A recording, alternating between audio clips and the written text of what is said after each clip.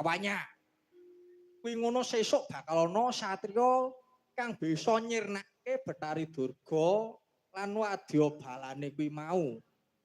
Ning aku ora iso sinebut satriya kuwi sapa. Oh, ngono ya, Mbah. Heeh. Aku mulai ayo takon, sebabe ngopo lak ya serti to? Durung ngerti, Mbah, sebabe aku kok ora iso melu Baratayuda kuwi ngopo. Lah nek melu Baratayuda ora perlu mbedina-mbedina. Kepareng 20 menit wae Kurawa wis entek kok pateni kabeh. Ngono.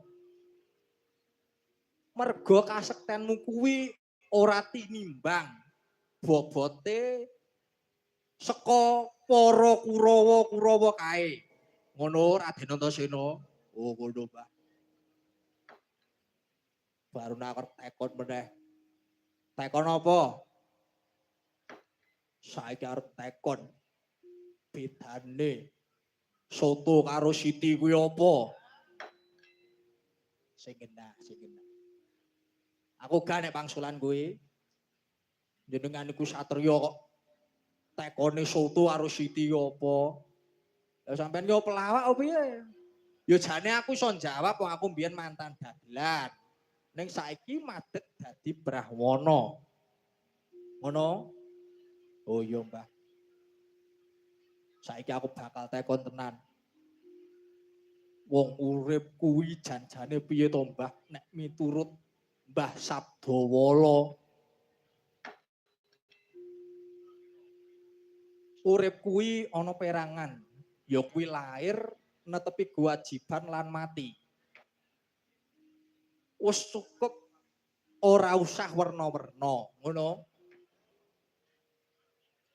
Lahir nek wis dilairake ana ing alam padang kuwi wis tak kandhake karo Anoman mau, ya kuwi kudu manut karo kodrat sing wis ditulis dene Gusti sing gawe padanging jagat.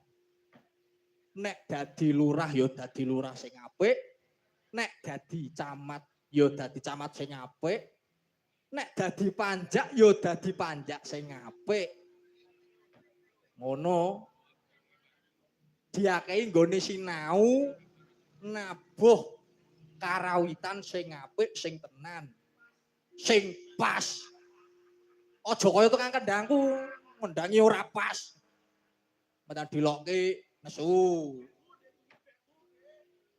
Ngono. Monggo omongan Simbah mau kuwi iso tak rasake dadi leganing pikirku, Mbah. Lah ya. Apa-apa iki nek disajikan secara santai kuwi penak Antasena. Ngono ya, Mbah. Ya, ora kudu nganggo cara saklek-saklekan, kudu ngene, kudu ngono. Kudu kaya-kaya aku ngene iki, ngono.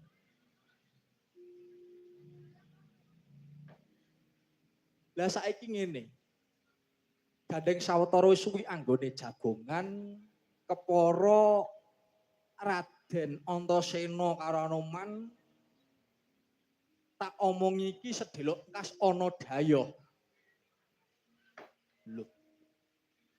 Dayoh apa wae? Kowe wong loro ora usah kudu ngerti. Kae ana tak cepaki sekak karo kertu remi kowe mlebu jero kono. Ya, Mbah. Aku mung menut wae. Ya kono. Mlebu jero kono. Sigra-sigra pernama kanca. Sigra ngraget nawang sasongko.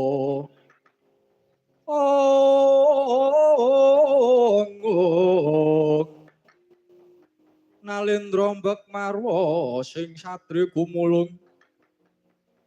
Katri gumulung mangrempak ing wadya.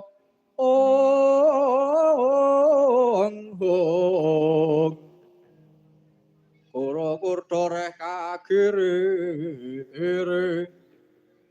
pro nanggana gawe gelar